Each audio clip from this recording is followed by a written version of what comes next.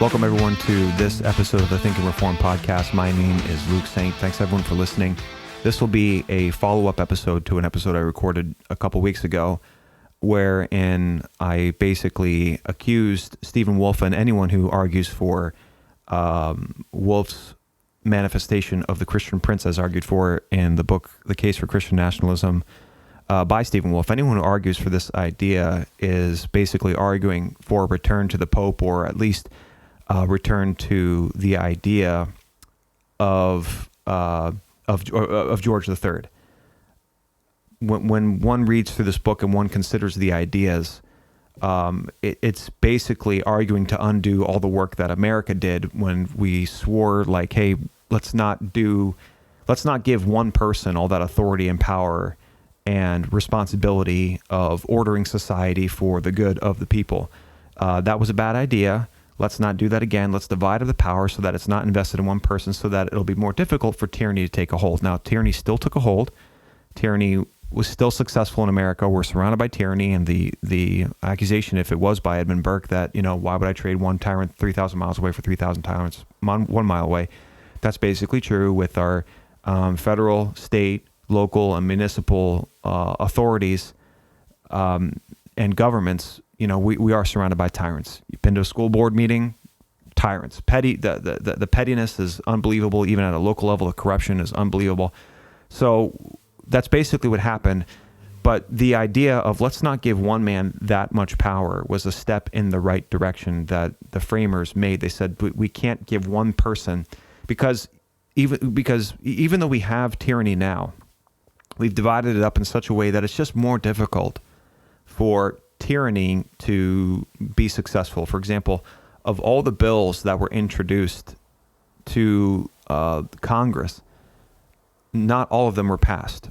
So if you can imagine all of the bills passing that Congress that were submitted to Congress, we would have millions more laws on the books, and we'd have way less freedom.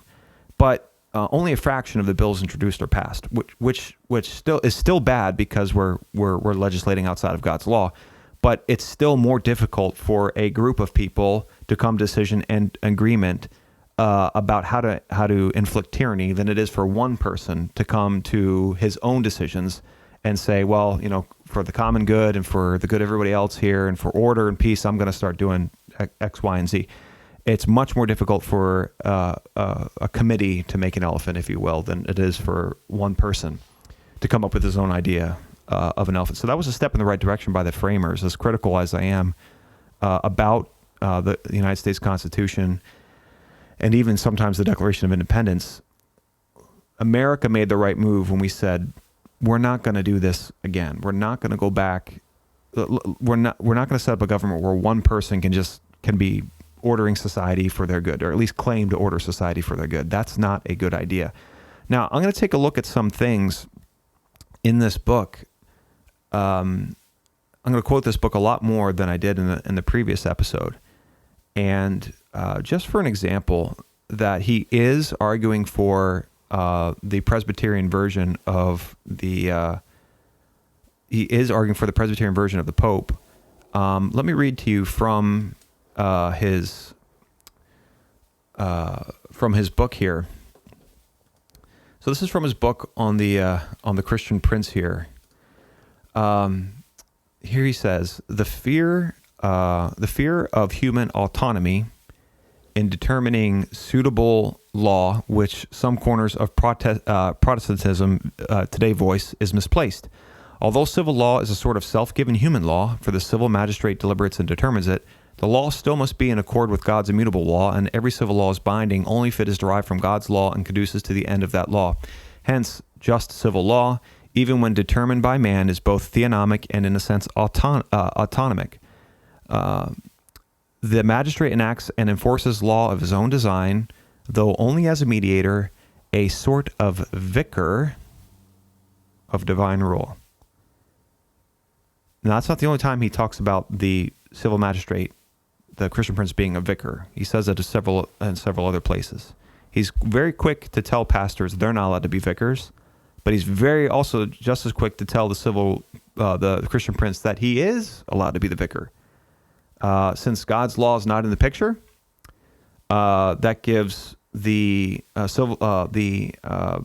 Christian prince authority and dominion to basically order society for the common good, which is every chapter. He says that probably several times every chapter. He says these two things over and over again: order society for the common good. And if you know your history of tyranny, especially in the 20th century, you know when people start saying that, innocent people start dying right away. It's just what happened. When we talk about order and we talk about the good of the people start dying. That's Stalin, that's Mao, that's Pol Pot, that's Hitler. I got to do this because it's for the good. Yeah, some people will suffer, which that idea of some people suffer, and yeah, but it's for the common good, and even though few will have to suffer, it's the best for the many. He says that, and he makes that argument in the book that that's basically the give and take of civil government that you have to make peace with. When people start talking like that, we should be running for the hills. And in fact, after reading this book, I don't see any sort of redeeming quality in this book. I don't know what people like about this book. After talking with some people about it, some people are brought to me, well, it starts a conversation about Christian nationalism. I told it to my dad, and my dad looked at me and said, well, is it starting a conversation about Christian nationalism because it talks about God's law, or because it doesn't talk about God's law? I thought about that for a while, and I have to conclude it's starting a conversation because it doesn't talk about God's law. Because for a lot of people who claim to be in the Reformed circles, the fact of the matter is that God's law is not sexy enough. It's just not. It's just not. It's too simple. It's too easy to understand. We need to be complicated. We need to be ivory tower with it. We need to have people making decisions that are too great for you, stupid Bible reading people to understand. And we just can't. It can't be that simple. We need lawyers. We need legislatures. We need people making decisions that are just above the common man's pay grade. And, we put 8 years, 10 years into school, and we got to use it for something. So just kind of means it sucks to be everybody who's, a plebeian kicking in the gouging in the mud and the blood and the beer because you're too stupid to understand these things. And that's the attitude that comes through this book. Wolfe says over and over again that pastors are not allowed to make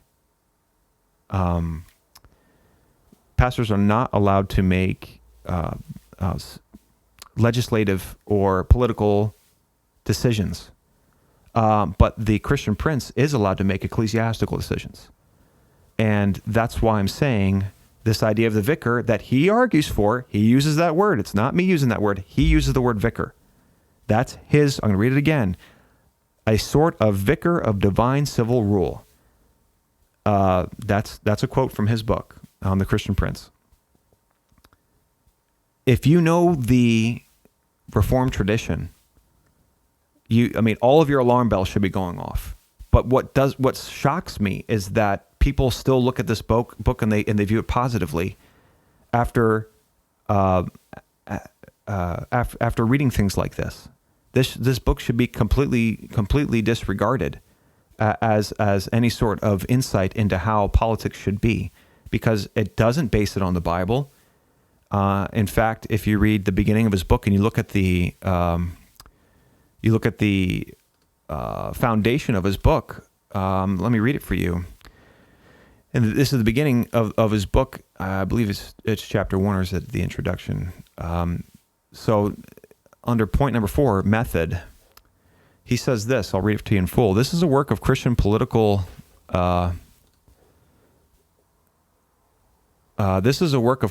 theory. It is not overall a work of political theology.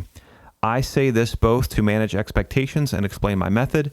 There are two main reasons why I consider this work a work of political theory. Now, he uses the word political theory, but as you keep reading, he brings in theology again. I don't know why he's saying theology, because he's talking about theology, and he's saying this is not theology, it's theory. But if you keep reading here, I'm going to quote it, he starts talking about theology again. So the title here of this section is Assuming the Reformed Tradition. The first thing that I assume, the first is that I assume the Reformed theological tradition, and so I make little effort to exegete biblical text. Some readers will complain that I rarely appeal to Scripture to argue for my positions. I understand the frustration, but allow me to explain. I am neither a theologian nor a biblical scholar. I have no training in moving from scriptural interpretation to theological articulation. Francis Turretin, the great 17th century Reformed theologian, spoke of supernatural theology as a system of saving doctrine concerning... sorry, I lost my place there. A system of saving doctrine concerning God and divine things drawn from the Scriptures. In this sense, theology can be understood systematically, that is, as a systematic articulation of revealed truth taken from the Scriptures. Instead of drawing from Scripture to prove the Reformed system of doctrine, I've chosen to assume this system and work from it. I am unable to exegete better than the Reformed exegetical tradition anyway, and I frequently cite theologians whose work, to my mind, demonstrates the soundness of the Reformed system. All arguments have to begin somewhere. To my knowledge, my theological premises throughout this work are consistent with, if not mostly taken directly from, the common affirmations and denials of the Reformed tradition. To be sure, some of my conclusions are expressed differently than this tradition. After all, Christian nationalism was not used in the 16th through the 18th centuries, but none of my conclusions are, in substance, outside or inconsistent with the broad Reformed tradition. And of course, I would certainly welcome any work of political theology in favor of Christian nationalism that can stand side by side with this work of Christian political theory. If the reader does not have Reformed theological commitments, then I cannot guarantee that you share many of my theological assumptions. I thought this wasn't a work of theology, but okay. This is a work of Reformed Christian political theory, to be more precise. My desire for systematic argumentation led me to pull from a robust tradition within the Christian tradition. But since I pull mainly from the 16th and 17th centuries, in which Reformed theology was very Thomistic and Catholic, did you hear that? Many of my theological premises are widely shared among Christians. Furthermore, when I cite non-Protestants, Francisco Suarez, or pre-Reformation theologians, Thomas Aquinas, I am not opposing or correcting Reformed Protestantism, but recognizing and pulling directly from the Catholic sources in the Reformed tradition. He's thinking like a Catholic. The Reformers, in many ways, they were coming out and they were deprogramming themselves from popery. And he's basically saying, yeah, there's a lot of popery that was still left in their thinking, and I'm pulling from that. And basically, the foundation of this book is not the Bible. It's a Catholic presuppositionalism, or I should say Catholic suppositions, Catholic theory. A lot of what he's saying here, very few of the Catholics would disagree with him. His political theory is very similar to Catholicism, especially when it comes to natural law. Catholics are huge on natural law. They love natural law. They will say the same thing. He says in this book many times, natural law is just the Ten Commandments. Catholics 100% agree. You read their works, you read them, they'll say the same thing. This is a Catholic work. This is a Catholic doctrine. It is not a biblical doctrine. You could say it's Christian with a small c. It's Christian flavored statism, but it's not biblical. Very few conclusions are actually biblical, and in fact, I'd say almost none of them are biblical in this book. The book is Catholic/Christian, but it is not biblical, and there's a difference. Unfortunately, there are many Christian principles that are used to justify non-Christian conclusions. For example, render to Caesar. That is a Christian principle, but it is used to justify much tyranny and abuse of authority and power. And even though that's true that we must render to Caesar that which is Caesar's, that's a Christian principle, but has been used to justify a lot of bad things. And it's the same with this. There are many things that are Christian principles, but what is being argued for here is Christian flavored statism and basically a dictatorship and a return to popery, which is anti-Reformation theology. Now, regarding him just saying, I assume that the Reformers got it right. That's basically what he said. I assume that they got it right, so I'm not really going to spend any time, arguing against what they said. I don't know how many people would walk into an argument of Calvinism and Arminianism, and they say, well, where in the Bible does it say that? And I say, well, I'm a Calvinist, so I just assume Calvin got it right. So I don't really need to go to the Bible. I just want you to believe me when it comes to my Calvinist soteriology. I just assume he got it right. Well, did the Arminians going to say, well, chapter and verse? And I'm going to say, nah, I just assume Calvin got it right. So that's what I'm going with. So now you want to read my book on Calvinism where I don't quote the Bible and I just quote Calvin the whole time? And people who agree with Calvinism? Does that sound like sound doctrine to you? Where in the Reformed tradition did they say, any of the Reformers, where did they ever say, hey, don't read the Bible about what we say. Just listen to us. We basically got it right. This Reformed tradition thing, we all got in the same room, like my friend Matt Ware says. Thanks, Matt, for this. The Reformers became like the Justice League, and we got in the same room together, and we all decided this, and we worked together, and we came up with this political theology or political science. And hey, we just basically got it right. Don't look at the Bible. Don't look at the man behind the curtain. Just believe us. We got it right, basically. So you don't need to. The Reformers never ever gave off that attitude. They were all Bereans. They never encouraged any other people to say, hey, just forget about what the Bible says. Just listen to me on this. But Stephen Wolfe was like, hey, forget about what the Bible says. Just listen to the Reformers on this. I just basically assume that they got it right. Dominion is a God-ordained imperative. I have the responsibility and the right to take dominion. That's my purpose here on earth, is to take dominion. And that includes the Great Commission, that includes being fruitful, multiply, that means producing order out of chaos, providing for my family, taking pleasure in the toil of my hands. That's all part of dominion. When someone removes my freedom to take dominion, and they execute me, fine me, or imprison me, which is an entitlement to my life, an entitlement to my labor, and an entitlement to my freedom. When they take away my right to dominion, I had better not hear, well, it's the Reformed tradition. That's just what they said. Or I better not hear, well, that's just the way the Christian Prince sees it for now. And I better hear chapter and verse. When God tells me to do something, take dominion, be fruitful, multiply, take pleasure in the toil of your hands. When he tells me to do something, when someone takes away that imperative, that command, that mandate, that responsibility, what I cannot hear is some sort of man-made reason. I had better hear chapter and verse as to why I'm losing this divine imperative. I need to hear in the Bible where God says you lose this privilege, you lose this right because you did X, right? And that's what his law does. It tells us where we lose those privileges. It tells us how to gain back those privileges, right? And it encompasses all of dominion. God's law is a dominion producing, a dominion rewarding political apparatus. And at the very least. And when I'm losing something that God told me to do, I had better not hear, well, Christian Prince, this is the way he sees it. That's the way he's ordering society. You have to suffer because this is the way the Christian Prince thinks about it. This is the way the Christian Prince has ordered it. So I know God told you this, but the Christian Prince says he can't do it that way. So prison for you. You didn't put your pulpit in the right place. Sorry. Or you didn't attend church. Sorry.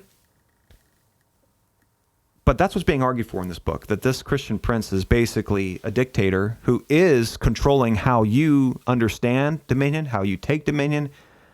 He's controlling your business. He's controlling your church. He's controlling the state. He's got his hands over everything. And so building this whole premise off of, I just assume the Reformers got it right. We need to, I think we need to look at the Reformed tradition and ask ourselves, was that the takeaway of the Reformation? The political science, the political theory, which was just as varied as the ecclesiastical theory. There were congregationalism, the Baptist soteriology, Presbyterianism, Methodism. All these things came out of the Reformation, and they're all opposed at the foundation to each other. They don't all agree with each other. In some areas they do, but if they all agree with each other, we won't come up with names for them.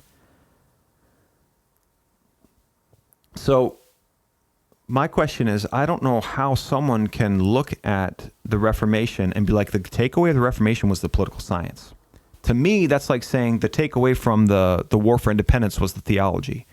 Well, no, that wasn't the takeaway. The takeaway for the American War for Independence was the political science because of the American experiment, what they did, the separation of powers, and they wrote it down, Constitution, all that kind of stuff. That's the takeaway.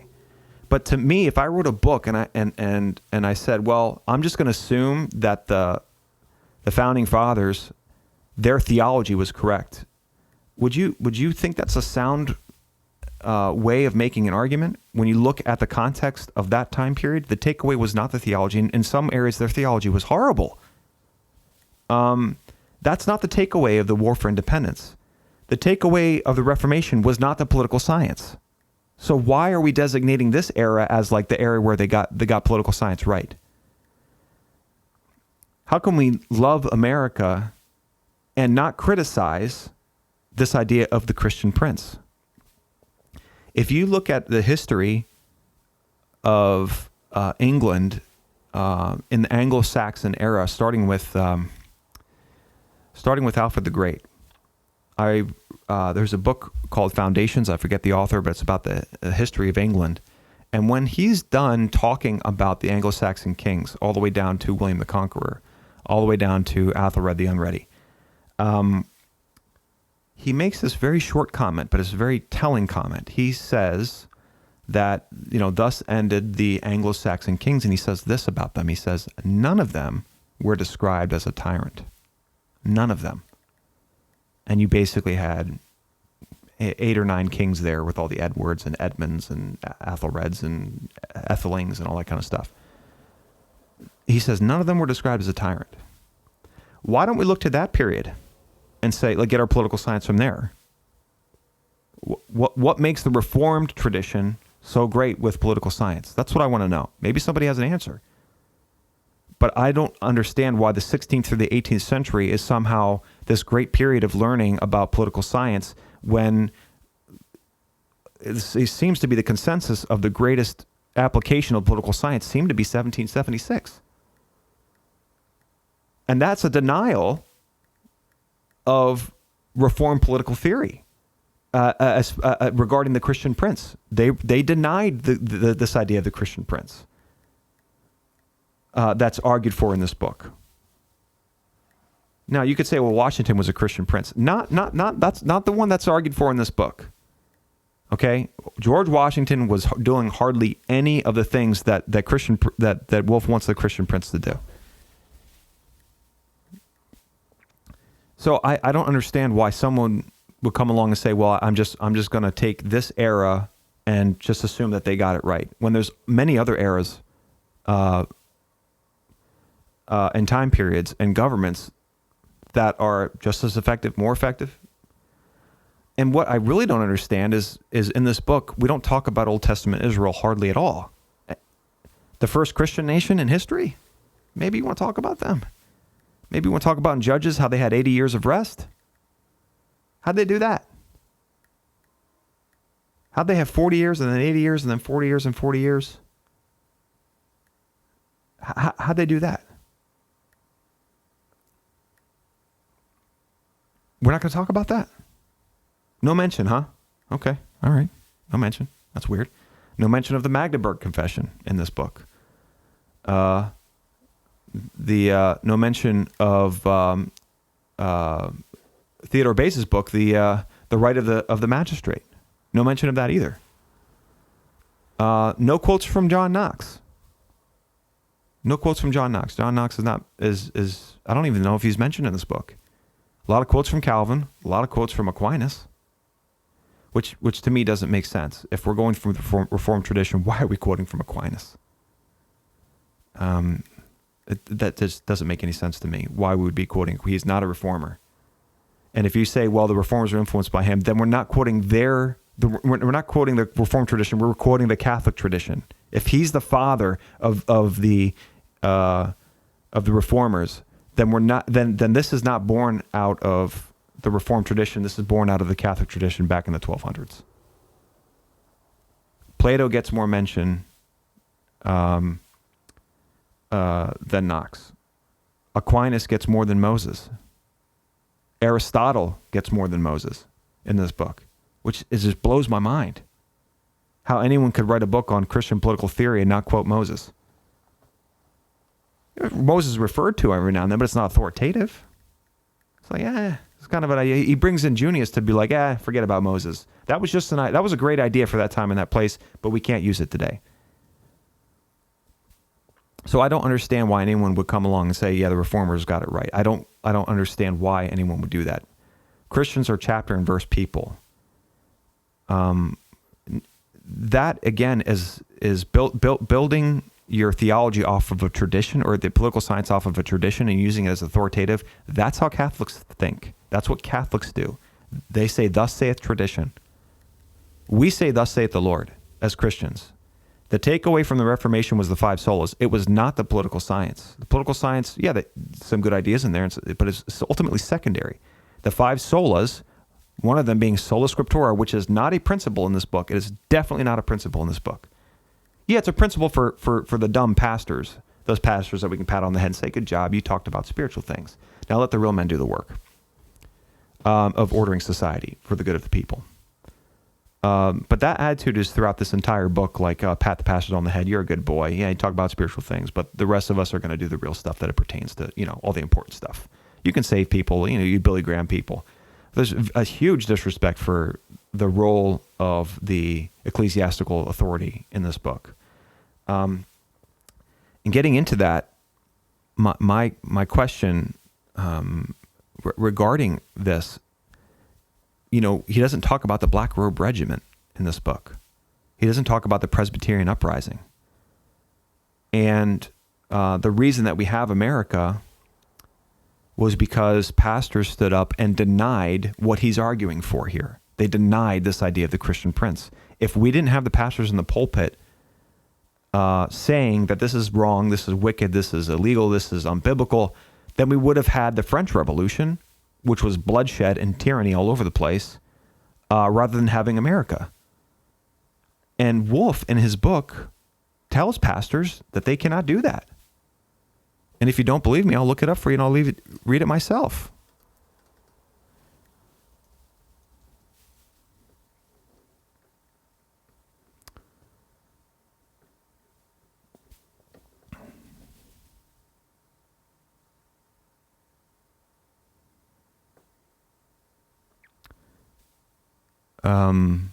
Let me just read this here for you. Okay, here we go. This is again in the chapter about the Christian prince.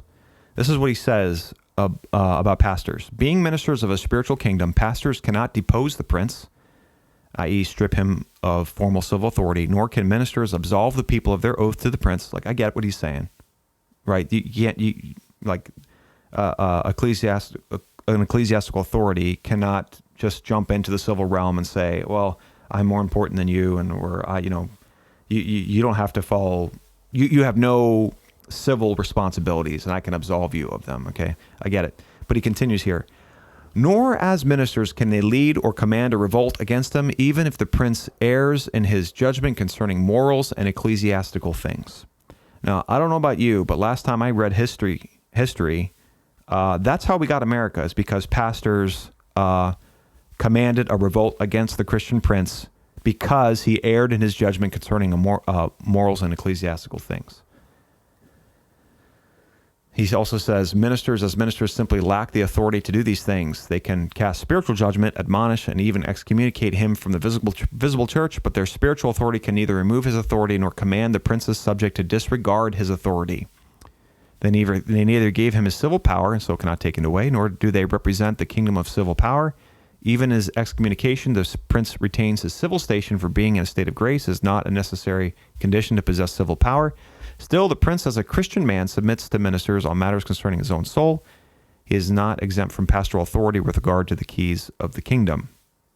So he can be slapped on the wrist by the pastors, but when you read things like this, they cannot lead or command a revolt against him, even if the prince errs in his judgment concerning morals and ecclesiastical things. I get what he's saying here, right? Maybe he makes a mistake, right? Everyone's going to make a mistake. That doesn't mean that all of a sudden, like, let's get revolution in here, okay? But what he's also saying here is that it's going to become illegal for pastors to criticize the Christian prince. That's an inevitable result. You can't say this in the book, okay, pastors can't do that, and then not institute it. You've got to make a law saying that pastors cannot criticize the Christian prince, or else this doesn't mean anything. How are you going to enforce this? We get Wolfe's, manifestation of Christian nationalism tomorrow. We have the Christian prince. He does something bad, and the pastors can say what? They can do what exactly?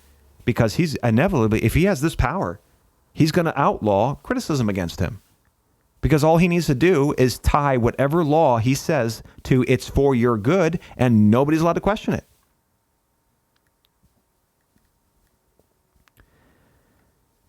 Let me read you some quotes from what Wolfe is arguing for here. I wrote down some quotes, some things that he said in his book.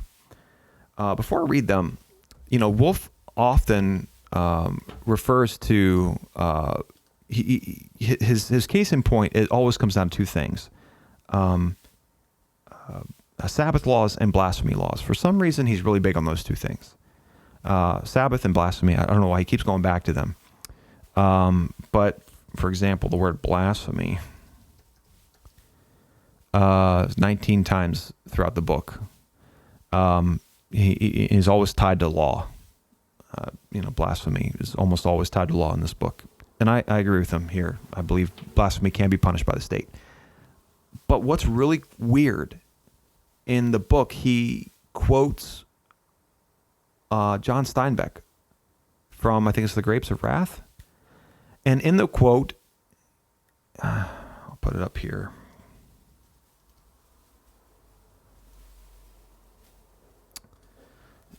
If you don't believe me, here it is. He quotes John Steinbeck, and he quotes him taking the Lord's name in vain. He quotes him blaspheming. UGD squatters.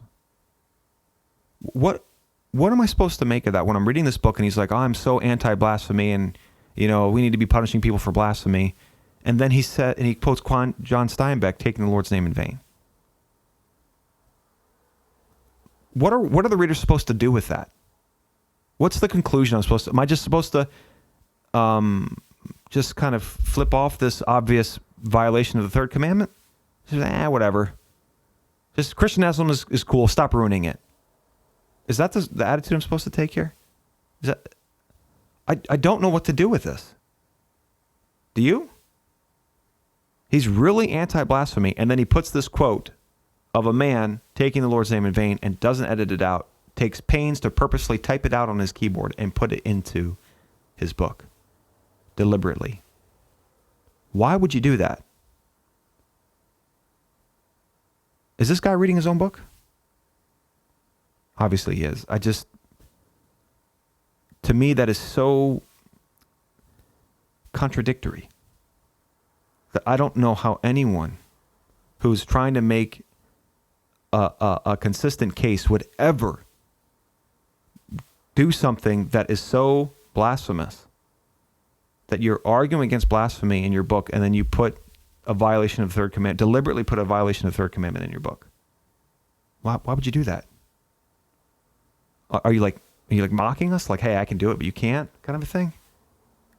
Is this a good example for the Christian prince? Like, you all have to follow blasphemy, but I don't?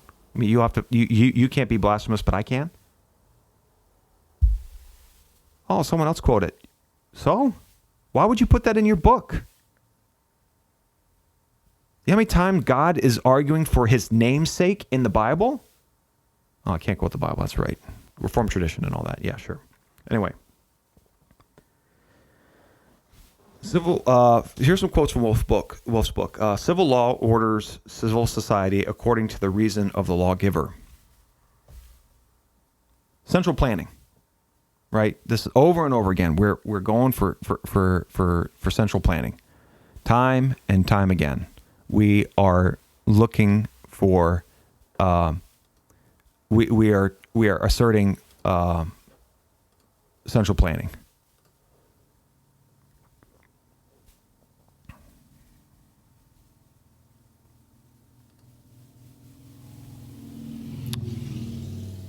I was going to quote something here, but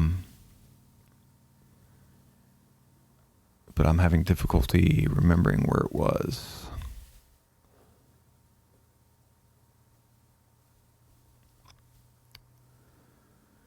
But time and again in this book, he is arguing for central planning, where this Christian prince, it's chaotic, really, because a Christian prince is going to order. I mean, if this play it out. I mean, that's what people. I just don't understand why people don't play this out in their heads. What do you think is going to happen?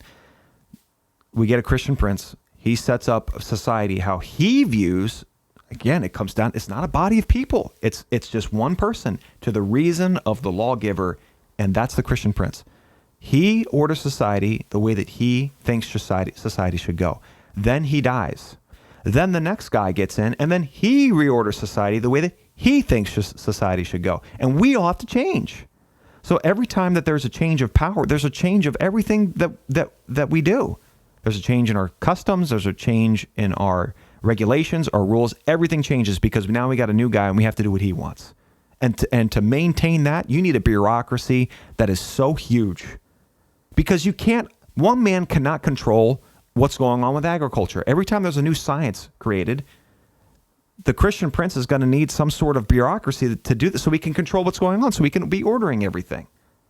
So the bureaucracy of this is going to be massive, bigger than what we have now, because it comes down to one man. And he needs to have his fingers in every pie if he's going to be ordering everything the way that he sees fit, according to his reason. Again, civil law orders civil society according to the reason of the lawgiver. That's from his book.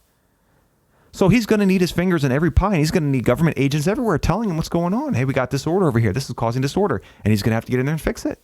So the bureaucracy that goes along with this is going to have to be massive. Just this huge tumor, body-eating cancer that's going to have to get in everybody's business and tell them how to do everything. This is micromanaging to the nth degree. That's what's going to, just play it out. How is if he senses disorder somewhere, he's got to go. He has a responsibility to go and fix it, rather than letting you and me fix it. He's got to go fix it. That's his job. He has to order society for our good. The best way to do that is put us all in prison, and that's what's going to happen. That's what's always happened, is to create prisons around everyone so that they can be controlled and they can be ordered. Natural rights. Here's another quote. Natural rights are a means to man's good, not ends in themselves. Hence, they can be suspended, but only with extreme caution and wisdom. I'm going to read that again. Hence, natural rights can be suspended, but only with extreme caution and wisdom. Oh man, we are just talking like politicians. Oh my word. That sounds like something from Kamala Harris. Oh, that sounds like something from Barack Obama. That is right out of the most corrupt politician's mouth. Oh yeah. Oh, I'm all about natural rights. Natural rights are so important, but sometimes, you got to be careful with natural rights, because sometimes they can be used for bad things. So I think they should be suspendable every now and then. We'll give them back to you, I promise. But this is just the most foul political rhetoric that the most corrupt of our politicians are always spewing. This is meme level political rhetoric right here. Here's another one. The magistrate enacts and enforces laws by his own design, so only as a mediator, a sort of vicar of divine civil rule. I read that one for you earlier. Again, he enacts and enforces laws by his own design. And when he dies, the next guy is going to reorder everything according to his own design. How can any people carry on like this? We have to reorder every time the guy dies. And when you give that one man so much power, the position becomes that much more important and inevitably draws corruption to it. So we'll never be able to choose the next person, honestly, because there's too much corruption around it. Too many corrupt people are getting around it, and they are going to steal it. They are going to assassinate. They're going to do whatever they need to do to get into power. This kind of system does not reward Christians because the Christian mindset is one of humility. The Christian mindset is do unto others as you would have them do unto you. The Christian doesn't want to tell everybody how to live their life. The Christian magistrate, his idea of order is dominion, and what he wants for everybody is peace and quiet, and he doesn't want to tell other people how to live their life. He wants freedom because the idea of doing others as you would have them do unto you. The Christian says, I want freedom, and I want my neighbor to have freedom. Why would I be getting into his business, trying to tell him how to live his life according to his good? I can say to him, thus saith the Lord, but I don't want to know. I don't want to tell him how to do his business. It's none of my business. This book does not respect fierce sovereignty, and especially in the realm of business.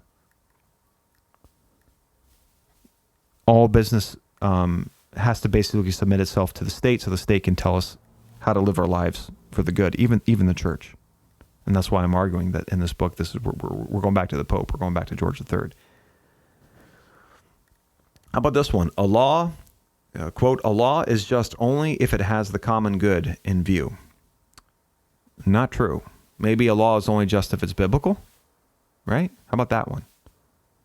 How about this one? The Christian prince mediates the people's national will for their good, providing them the specific and necessary actions to that end. That is such a denial of biblical jurisprudence, as if the law doesn't already do that. If I am loving the Lord with all my heart, soul, mind, and strength, and I'm loving my neighbor as myself, I don't need someone to give me specific and necessary actions for my own good. I don't need that. If I'm loving my neighbor as myself and I'm loving the Lord, and that's the fulfillment of the law, right? The law of God. If I'm following that law, I don't need someone else to tell me, here's all the extra things you need to do for your own good, because God's law tells me what's for my good. It orders my life just by itself. I don't need all these extra rules and regulations. I don't need someone way up there who doesn't know me, who doesn't care about me, who doesn't know my circumstances, who doesn't care about my circumstances. I don't need him up there telling me, hey, well, I know you're following God's law, but here's where you need to put your pulpit, or here's you need to do church attendance, or here's how much taxes you need to pay, because even though you're loving the Lord with all your heart, soul, mind, and strength, and you love your neighbors yourself, you're still not a good person, and you're not doing things for the good of the nation. So, off to prison with you, or here's a fine. The Christian prince mediates the people's national will for their good, providing them the specific and necessary actions to that end. The law already does that. The law of God already does that. He has given us, as it says in 2 Peter, everything that pertains to life and godliness. And here's Wolfe saying, no. The magistrate gives us everything that pertains to life and godliness. The specific ends. I'm just convinced that people who tell me they read this book, they haven't read this book. I think you're lying to me. I think you read the introduction and you read the conclusion and you didn't read the things in the middle. How could anyone say anything positive about this book as far regarding its application to society? How could you say anything positive about this book? Here's one that's really fun. It comes out of every single mouths of communists. A policy that is righteous in itself may not be good in its effect, and civil leaders must enact good policies. So, it might be the right thing to do, but it might have bad results. Not sure how that happens, but sometimes the right thing to do isn't the right thing to do. Is what he's saying here, and that is just politics 101 right there. That's what politicians say. That's what God-hating pagan politicians, that's their attitude. This is not a biblical claim. None of these claims are biblical. Not one. Common good of the people, ordering society for their good, blah, blah, blah. You can't exegete that from Scripture. Romans 13, it says it is for your good, but that's not all it says. It says he is an avenger, right? Bringing God's wrath upon him who practices evil. But the civil magistrate is not given the responsibility to define new evil. He's not allowed to sit down and say, okay, new rule, this is evil now because you didn't put the pulpit in the right place. I know I keep bringing that up, but I'm not letting him go from that. I cannot believe anyone who claims Protestantism would ever say that someone is allowed to tell the ecclesiastical authority where to put their pulpit. I'm not letting that go. I'm going to beat that horse to death. I just cannot believe that anyone could take their book seriously after saying that. I can't believe anyone would talk positively about this book after hearing that.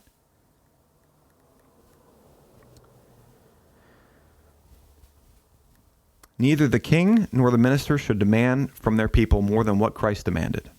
Well, that's a theonomic position right there. But again, the rest of the book doesn't support that claim. In fact, this whole book is arguing for the magistrate to demand more than what Christ has demanded, right? His law is not enough, so we need more, right? We need a bevy, we need lawyers, we need an inundation of all these laws, the specific ways, because that's what the Christian prince is supposed to do. He's supposed to order society for your good, because the law of God can't do that, clearly. So neither the king nor the minister should demand from their people more than what Christ demanded. Agree 100%. Now, can I disregard the rest of the book? That's my question. But I can't believe that all of this is in one book. This is what happens when a man becomes a law unto himself and tries to juggle this political theory and not using the Bible as foundation. It's contradictory. It's silly. It's ahistorical. And what I mean by ahistorical is I want to play for you this. After reading all of these things to you and given the responsibilities of the Christian prince, let me read to you the oath that King George III uttered, because he was a Christian prince. Section 3 of the 1688 Act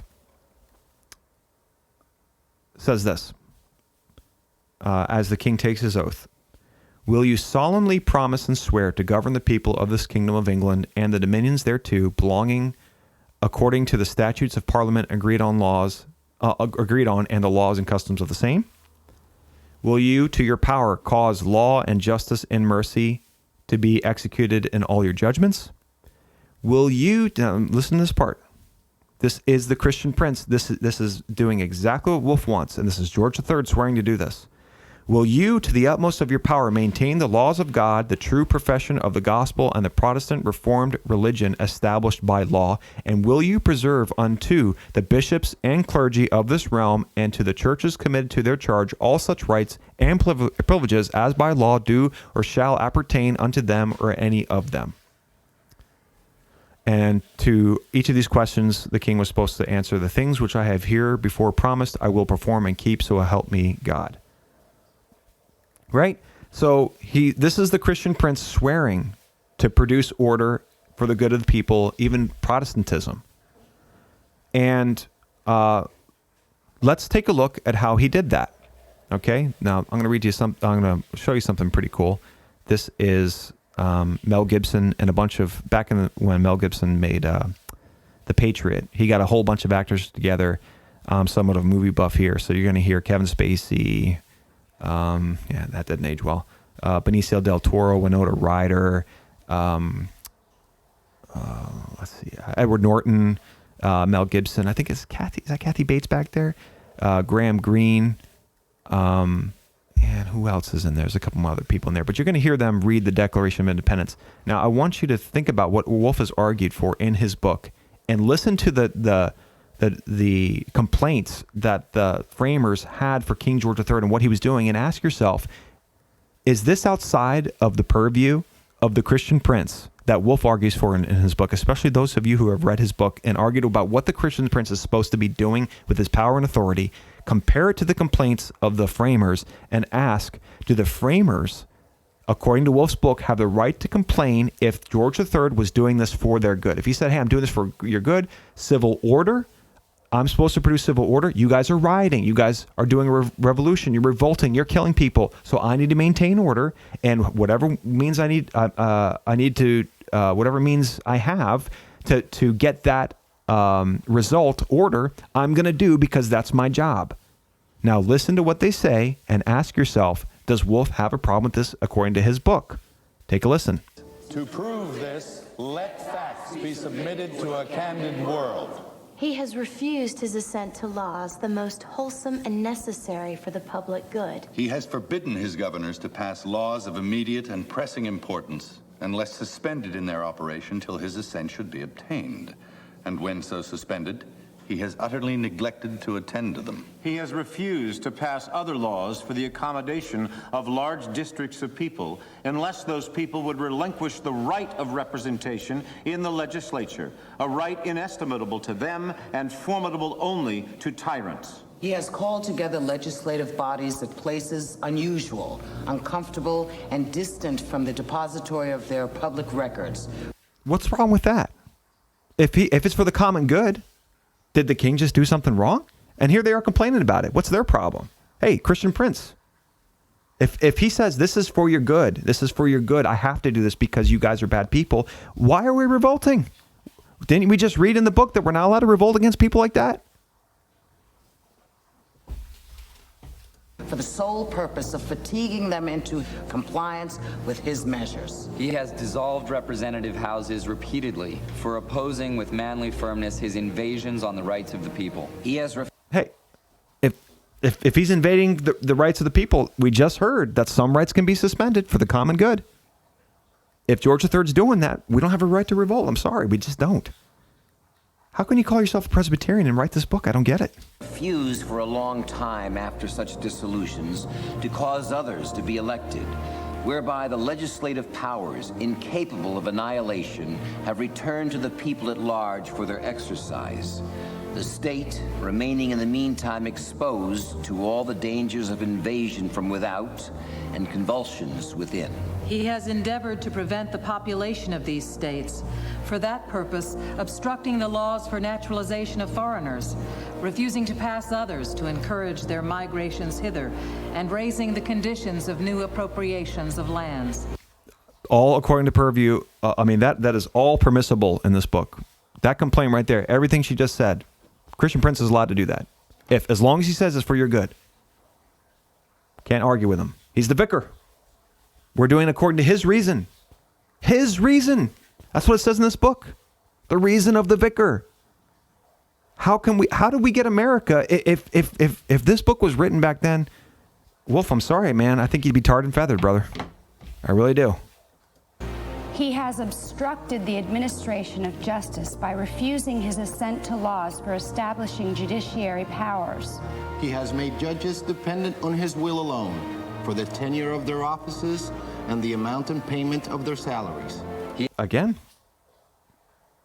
it's the Christian Prince. It's the way I see it. I'm the Christian Prince. If this is how I see order, if this is how I see that society should be, and I deem this is for the good of the Americans, the American colonies, what right do you have to argue against that? He's the vicar.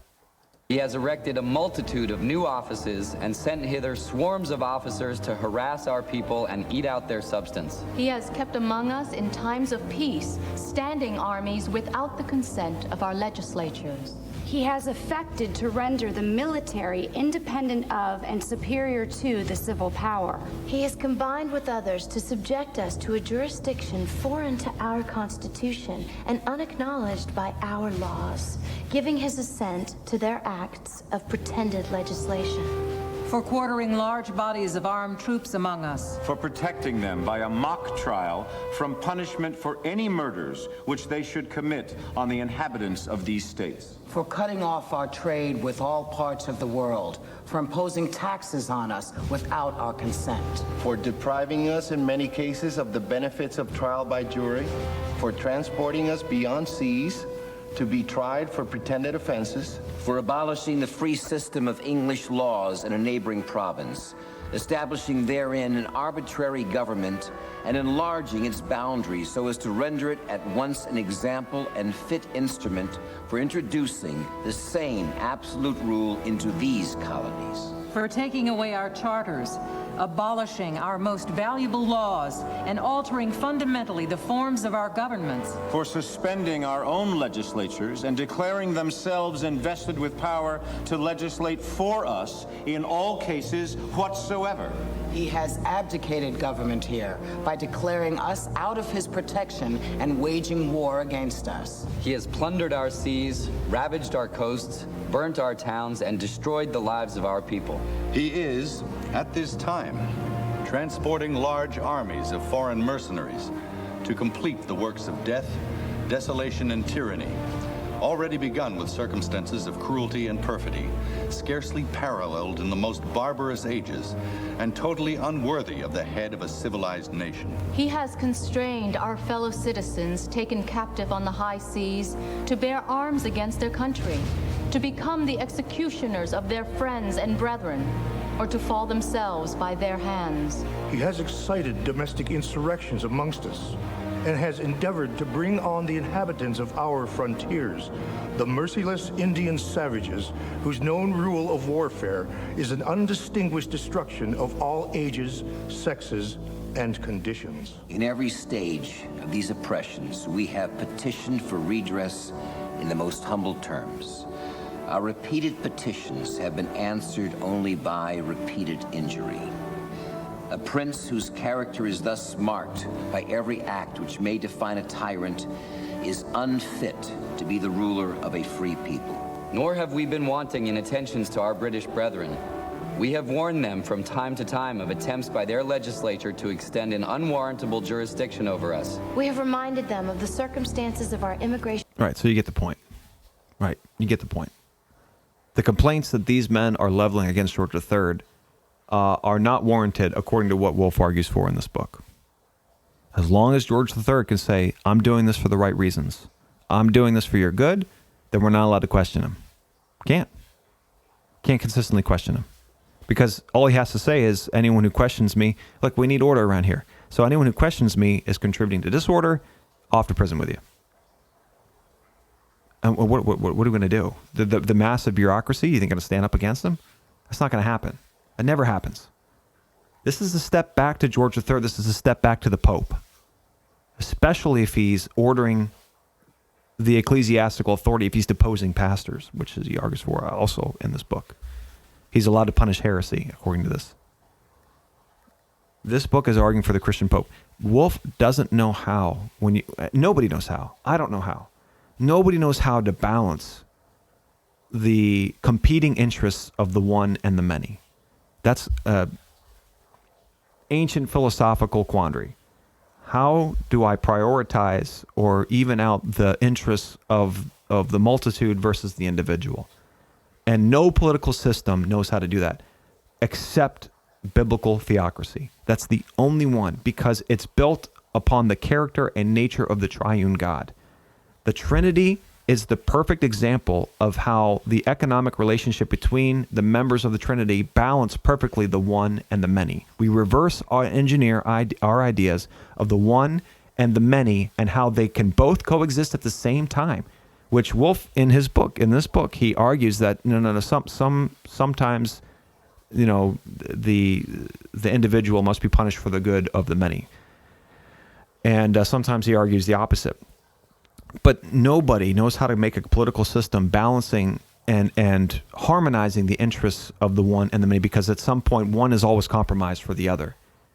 It doesn't need to be that way. God has given us a perfect law where the individual and the multitude can coexist in the way that the Trinity can coexist, because the God's law is built off of the character and nature of a triune God, wherein those interests harmonize perfectly.